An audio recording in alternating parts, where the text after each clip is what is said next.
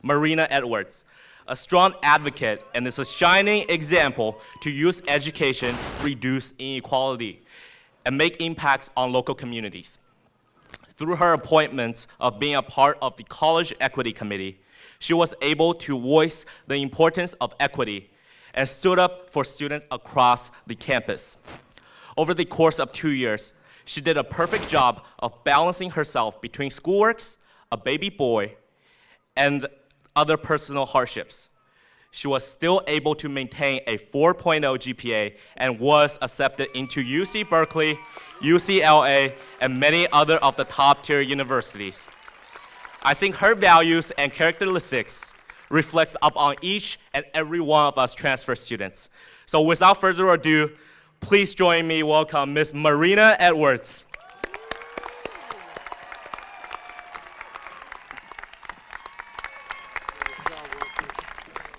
Thank you for that great introduction.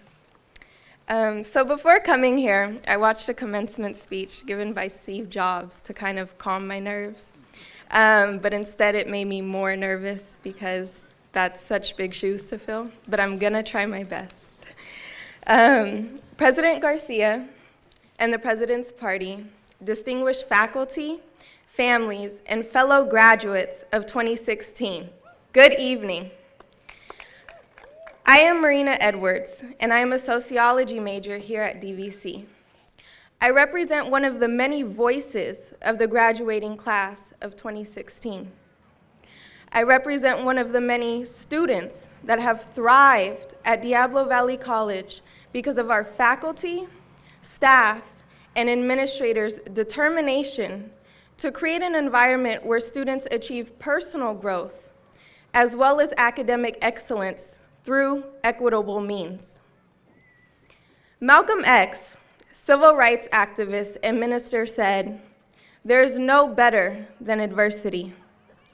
Every defeat, every heartbreak, every loss contains its own seed, its own lesson on how to improve your performance the next time." I'm sure every one of the students sitting here can think of a time when they have faced adversity, whether it be not knowing how to ask a professor for help, or struggling to buy books in the beginning of the semester because your EOPS book voucher has not come in yet.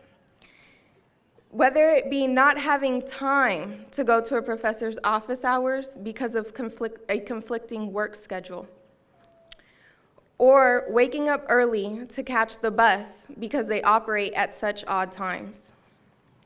However, I can say with confidence, and I'm sure all of you can as well, that we have triumphed over those adversities and used it as a lesson to improve our performance throughout our time here. I personally know the importance and feeling of strength that comes from overcoming adversity and using it as a lesson to better yourself. After moving around from living with my mom to my dad, sorry, this is a little therapeutic for me. After moving around from living with my mom to my dad to my grandma, at the age of 15, I was placed in a foster home. Sorry.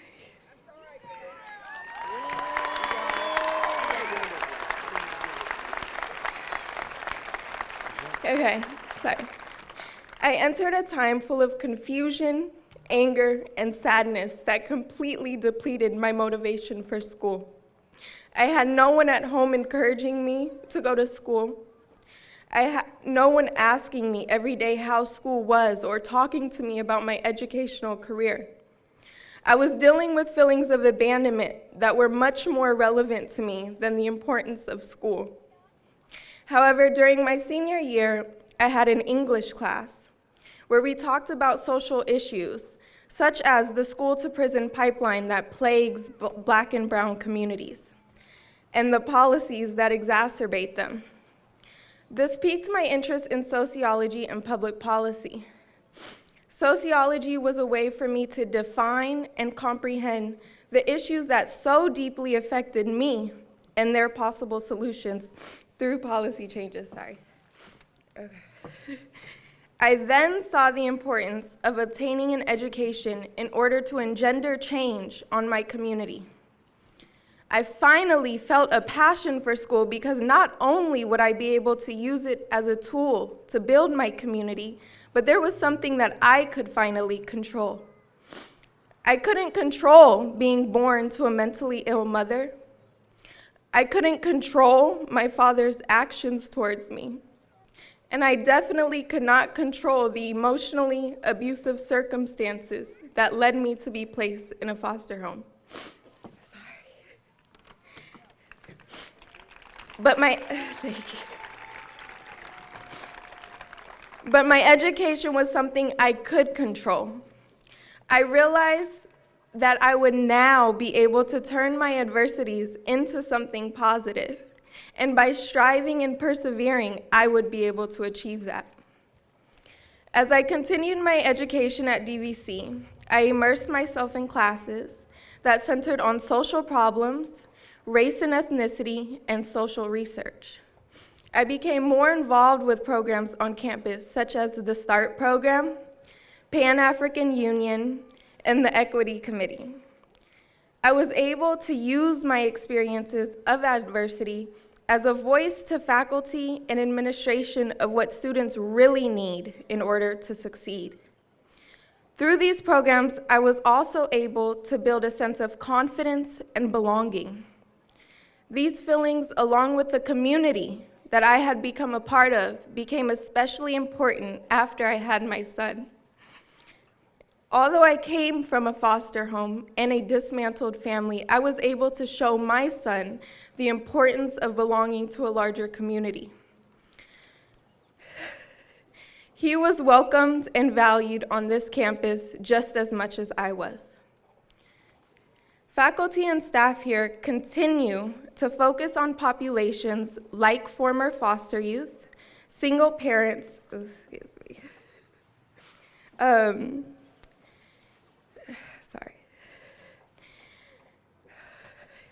Faculty and staff here continue to focus on populations like former foster youth, single parents, and minorities in order to build our confidence. This in turn not only boosts our academics, but it also creates a feeling on campus that we are of importance, that we are of value, and that this campus wants us to succeed. It is the combination of my motivation to overcome personal challenges, along with the opportunities that this campus has created for marginalized students, that has allowed me to thrive. It is the combination and determination of all my fellow graduates. It is the combination of all my fellow graduates' sense of motivation and determination to reach this day, despite the adversities they have faced, that makes me extremely proud to say I am a DVC graduate.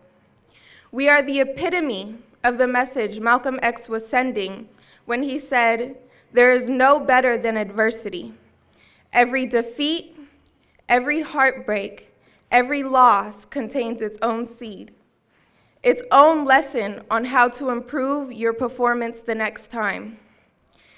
So I say with great confidence that as we each embark on our own journeys, whether it is finding a job, or transferring, or taking a break from school, that we will continue to use our adversities to improve our performance.